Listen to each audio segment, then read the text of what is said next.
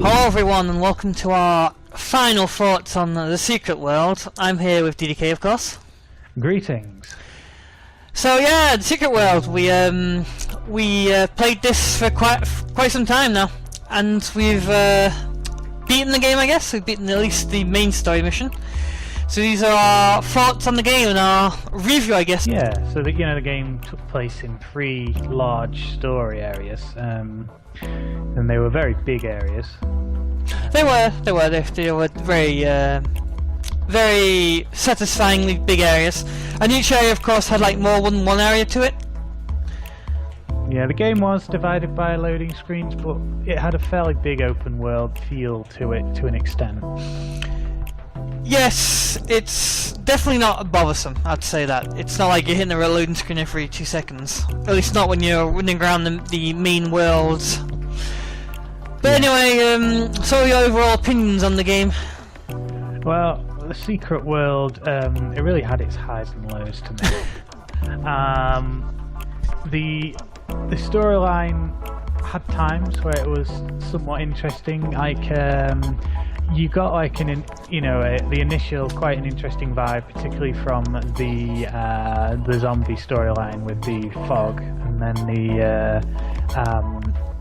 the sort of terrorist, well, not terrorists, the god worshippers that were cultists attacking you. And the second area of the game, yes, you are taken to Egypt, where you have to fight off a cult, an evil cult. And in the last area you have to fight vampires, I guess? Didn't quite enjoy the vampire scenario as much. No, yeah, that was definitely the weakest part. I'd say the best was the fog, and the story there was easiest to follow. The plots through each area do have a connection, but I really didn't get it, to be honest. I mean, in the zombie area, the part that we actually filmed our first 10 episodes. So it appears that some ships out from that town, Kingsmouth, they went into some mist and found some magical sword that was the dead to rise or something. Some guy called Beaumont gained this sword and controlled the army of the dead. And I guess once we fought Beaumont, we'll talk about that later, the actual boss fight. I kind of the story just went right over my head at that point. I didn't follow anything of it. Yeah, they seem to put a lot more care and attention into like the individual area storylines, and then the overarching storyline was just really confusing and kind of dull and just didn't make much sense at all. Yeah, it's definitely it. We really had trouble following the overall story. I mean, before recording this, we were kind of sitting there and saying, so what actually was the plot for this game? Like, I don't know.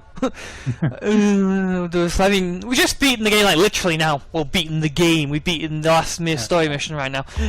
I mean, I don't have the fucking clue what the hell happened. Or what the hell we did. I mean, I guess we can go into spoilers. You're offered to... You have a choice to make. You can either... repair the prison of some thing, I don't know what the hell it's supposed to be, or free it. And I mean, it gives you a choice, but there's no like obvious result. So why give us a choice at all? No, all you get really for your choice is a brief conversation with an NPC and then a soundbite. There's not really even a proper ending movie sequence or anything like that. I mean, maybe they intended to continue it with the individual storyline add-ons you can buy, but maybe. I really think that the main game that you got for your initial payment should have been, had a considerable ending to it. I mean, even if they did continue it through the issues, you're probably not going to get like 2 different sets of stories depending on your choice. So the choice just seems totally futile. It's just like to have a different cutscene. It's so weird. It doesn't even affect the reward you get. I mean, you still get the same selection of weapons to pick from. No, yeah, true. I suppose we should go into the weapons and the combat in general. Yeah, I mean, you saw us fight for those 10 episodes. But yes, I've went from pistols to shotgun because the pistols weren't doing it for me. I have amazing futuristic looking shotgun here.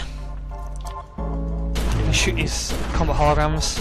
The reward you appear to get for beating the game is a futuristic powerful weapon that's like more powerful than anything else we could come across in the game. No, even in the auction house there wasn't anything as powerful as this one. After we finished our original filming as well, we completed the some more story missions and some initial missions that didn't seem to be quite story related, but they unlocked our 8th weapon, our 8th item slot, which allowed us to use a special 3rd weapon. Yeah, you can see that I have a flamethrower on my back. And mine is the rocket launcher, which I will demonstrate now. That's nuclear deterrent at its best. A deterrent, you got yourself a deterrent there. It's quite funny because the rocket launcher is the one you get by default. And I got the flamethrower, and it would seem that the flamethrower is only obtainable if you have the extra issues, because I had to do a mission that DDK there, the peasant that he is, couldn't do. Because he didn't buy the Ultimate Edition like I did. Whoa. I'm Google, not cheap. But the thing is that it's like totally inferior. I mean, you see that giant nuclear explosion that let off? This is the strongest attack for the flamethrower. Look at this blue flame as well, that's gotta be hot. Yeah, it's amazing, isn't it? It's totally equal to the flamethrower. I mean, to the nuclear explosion. It's not even that strong, for fuck's sake. It totally wasn't worth it. A game where I've ended up becoming the glass cannon type with ridiculous strength and the ability to heal myself. Yes, you can see there that DDK has like 2 times less health than me, but you can unleash massive attacks. Although I do want to say that the idea of an MMO like this, where you have guns, it just doesn't work for me. I don't think it works, because you see, in an MMO with swords, you slash with a sword, you slash with another sword, you're always going to slash with it, and it's always going to have the same effect to injure. But like a weapon, like this shotgun, it has exactly the same sound effect and exactly the same rate of fire as any other shotgun. And I get that in an MMO that's normal, because it's like all stat based, but I think playing other games, it's kind of formatted my brain to think that a different variant of a shotgun is going to have a different rate of fire, a different reload animation, and a different sound effect. So it seems really weird to me. I mean, I guess it might just be me, but it seems weird that a different shotgun doesn't have a different sound effect and different reload animation and different rate of fire. I don't know. What do you think of that? Well, I get where you're coming from. I mean, I think for the large part, when it comes to a gun, you don't need many sound effects to pull it off. I mean, maybe some variety would have been nice for the elite shotguns. Yeah. But I'd probably be a bit more forgiving in that particular respect. What do you think about the combat itself when fighting enemies and the hot swapping bars and stuff?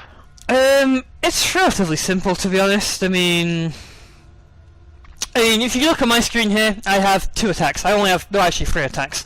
I have my standard attack here, my most powerful attack, which I can unleash right now, and I have the charge attack, which builds up, so you can see it building up there. It just seemed utterly worthless to have a million attacks. The rest of my bar is dedicated to healing, and this is a buff, and this is my flamethrower attack. But having the whole bar full of shotgun attack just seems pointless, because it's really black and white as to how powerful shotgun attacks are. This is like the most powerful charge attack that I could find at least, and this is the most powerful non-charge attack that I could find. So the rest just seems pointless. It's really simple, and I guess it's kind of a benefit. At one point, I remember we kind of talked about the difference between this game, where you have a limited bar in like World of Warcraft, where you can fill your whole screen with hot shortcuts and hot bars. Yeah. And both have their advantage and disadvantage. I kind of like this system better, because it forces you to choose and be more tactical. But I can see the advantage of having everything at one go. It would let you build up like a big old combo, a crazy. Yeah, I'm definitely, yeah. Strategy. But it's a bit more tactical, and I think I prefer that. So this game, Our Kingdom, was ridiculously easy. This game at points is fucking ridiculously difficult. I mean, we can probably talk about the overworld first. So there are points in the overworld where you will die. Some fights can be really, really tough. Yeah, you can be running along and all of a sudden you'll get a big enemy come at you and then a couple padded mobs come running at you and then it's just too much and you're going to get wiped out. Yeah, I think if we weren't playing together then, God, this would have been rock solid. I'd say overall the difficulty level with us two together, as long as we exclude the, the 5-team party or the raid stuff, it's satisfyingly hard. But not over the top. No, definitely. When we're together, it's decent. It's good because we can concentrate our fire, and I can heal you and stuff. You can heal. Well, you can't heal me actually, but I can heal you. And yeah, but together it's good. But then this game has solo instances. And unfortunately, you're going to be playing those solo instances a lot. I wouldn't say that's true because, I mean, it's true in Kingsmouth. And once you leave Kingsmouth, there's considerably less of them. There weren't actually any, I don't think. And well, actually, there were still some. Well, you got the storyline, your main story missions that are all sort of focused in there. But yeah, I do admit that the game got a lot more fun when we got to actually co-op on proper missions together. The game was a lot more fun in Egypt, I would say. But in Kingsmouth, yes, there are a lot of solo instances. Even the actual non-story missions, the main missions, red missions, you actually find in Kingsmouth solo instance ones, which we didn't find anywhere else. Yeah. And some of them were fucking ridiculously difficult. I mean, it's like I was really wondering if the developers realised that these were solo instances at some points, because they were really damn hard. And yeah. This really came together when we had to fight the first boss, Bumment. The terrible moment that we had to actually go away and play the game, like almost the entire game, and then come back to fight him. Yeah, I mean, DDK actually recorded his fight against him, so I'll stick that on the screen if we talk about it. But Bumment, he was ridiculously difficult. So what happened was we went for the story. We had a few side missions, and the game wasn't really. I mean, it was difficult at points, but it was doable. And then Bumment was he was of another world in difficulty. I mean, it was ridiculous how difficult he was. He summoned in these hound dog things, which. Yeah, he summoned in minions as well. And this was all solo. You could only do this on your own. And I mean, it was so fucking hard. I think we wanted to give up at one point. Definitely. I mean, it was just pure chance that we said, "Oh, go on, maybe we can do some more, red quests in another area." And we searched around that Agartha place, the big conduit that's like a world map, and we found Egypt, and the game became fun again for a good few weeks. Well, yeah, that's the thing, though. We didn't actually know we could do that, and Egypt is the area after Kingsmouth. And Okay. so yeah, I think we did literally every quest in Egypt. Yeah. To the point where we maxed out pretty much all our skills. We maxed out how do I bring this around? I maxed out all my shotgun skills. I maxed out all my talisman skills here, so I could use the highest level talismans. And then I went to the auction house and bought the best gear I could find. And then only then could we beat Bumment. But we just. I mean, we didn't beat him by the skin of our teeth, but he was still a challenge. Yeah, that was on rank 9/10, even though when we first encountered Bowman, I think we were rank 6. Yeah, it was the first level. I mean, as far as our gear was concerned, we were We had like rank maybe four or five to be really generous, five, but it was ridiculous how difficult he was. He was so damn hard. And yeah, so we beat Bumman, and then we moved to Egypt, and seeing as we did all the other quests there, we essentially bombed right through the story missions there, which were relatively simple actually. Yeah, Egypt was comparatively easy. Even the boss of it was, I think we had to try a couple times, but that was it. The boss in Egypt was very different because you didn't actually beat him through like brute force. He has like several states, one you have to dodge and one you have to activate something as you fought him, and that's how you beat him. So yeah, that was really easy. It's amazing how difficult the first boss was compared to the rest of the game. Yeah. I think then when we went to Transylvania and bombed through the rest of the story, we hit basically the last boss mission, which was like a precursor to the proper last mission. Well, I think we should point out first of all that we felt like this game, it doesn't have a linear level system. You essentially have no levels, you have no way to, level up your health or anything. It's all based on your gear, so seeing as before even fighting Bumman I had max level talismans, max level shotgun, by the time we were in Transylvania, which is the last area, it's like, what do I level up for this point? Why would I even need more experience points? And so we just stuck to the main story missions because, what was left to do for us really? And that's like a disadvantage to this game, I think. I can level up other skills. I have skill points right now to put into other stuff, but why? Why would I do that? And then the only other aspect to these missions, to all the missions we were doing, were these ones that can only be described as just unfair in design. They were either glitchy or slightly bugged. So you'd be running along and you run past a trap and then still get blown up by it. Oh yes, you're talking about the amazing lasers. The amazing lasers. That was great. There are actually several other points for lasers and cameras. And there are also ones where you have to touch some stuff in order of some kind. Or I guess that door is a good example of that. That door does actually crop up again as well. That door puzzle that was in the last episode. I think the game has an over-reliance on horrible puzzles that are just so either such tedious trial and error, or they're so obscure that you have to use look at a guide. In fact, the game wants you to by having its built-in browser. Yeah, exactly. The built-in browser is literally for that, isn't it? It's to look up guides. I guess there's also those green computer missions, but which really do hinge on looking up stuff on the internet.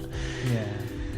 So it's different from other MMOs. It's unique, that's for sure. But it's not unique. Doesn't always equal good, I don't think. Yeah. I do appreciate that. It's pretty much an 18-rated game with blood and gore and a tiny bit of sort of a skin in it, and it's nice to see an adult-orientated sort of game.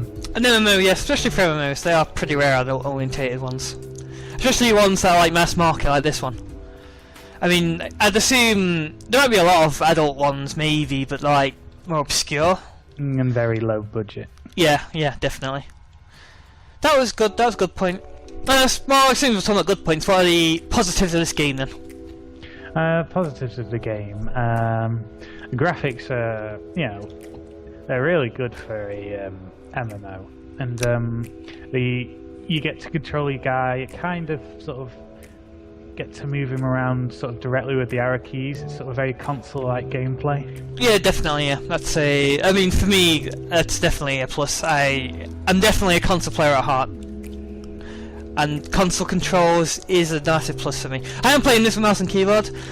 I don't think there is a pad option for this game. It's kind of a shame that. I remember, I think it was Terra, wasn't it, where I played that with a pad. Yeah. But yes, console. The closer to consoles games controls are, the more happy I am. I'm sure plenty of people will disagree with that, but for me, it's a plus. What can I think of as positive points? Yeah. Good going back to the graphics, it looks decent for a game that came out when it did. I'd say it's pretty dated looking by now. I mean, it doesn't look that great. Character models kind of all look the same. There are several points where, when it showed some type of male character, I would say, oh, Bumwant again, because they all look the same. Yeah, the character models were kind of limited in their difference. Although I think we kind of picked up on that when we were creating our characters in the first place. That yeah, it's true. A little simplistic in its style. Yeah. Speaking of characters, I like to say that another positive point is that voice acting in this game is pretty decent. It's actually really good at some points and kind of terrible at others, but for the most part, it's good. The terrible is probably from like the kid actors. No, yeah. God, the great and horrible kid actors. In Egypt, there's a place where there are these little statuettes that talk to you, and they all have kid voices, and it's really, really grating and annoying. The lines are terrible. Not just the voice acting, but the lines are fucking awful. Closer? Closer? Oh, try the other side then. What about the gates? Really? Are you sure? Who are you talking to, little one? Oh, just the animals. What are they saying? Somebody's stealing. And I'm quite sure they reuse the same actors a lot of the time throughout this game. Yeah, probably. It's probably very normal, but you can really tell in this game just by the sound of it. And what have we not mentioned yet? You keep getting stuck a lot on stuff in this game. There's lots of weird platforms and glitches, and you end up having to unstick your character. Yeah, true. More areas more bad for that than others. Yeah, probably less. There's paid a bit less attention in some areas, I guess. I guess what other negative points can we find? The game ran relatively well, actually, after we started recording this first episode. Yeah, I think that capturing thing really upped the amount of stress on our computers. But in addition, there were areas or visual effects which prevented me from running this game in its maximum settings, when otherwise I, would normally have no problem. Yes, I am running this game at, I think, like nearly the lowest setting right now. My computer seemed to just deteriorate horribly as I was playing this game. I think, like, if I run a stress test now, my computer will completely crash.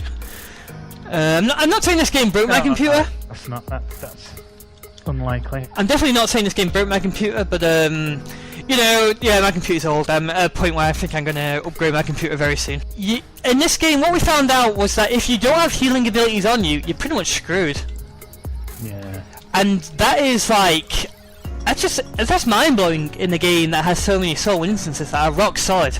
I mean, normally you can find a healer for your party or play with a friend who can heal, but no, not in this game, because you have to play a bunch of it on your own. Yeah, because you're in soul instances, and that's a massive negative point in the fact that this is an MMO. I want to play with other people. I want to play with DDK.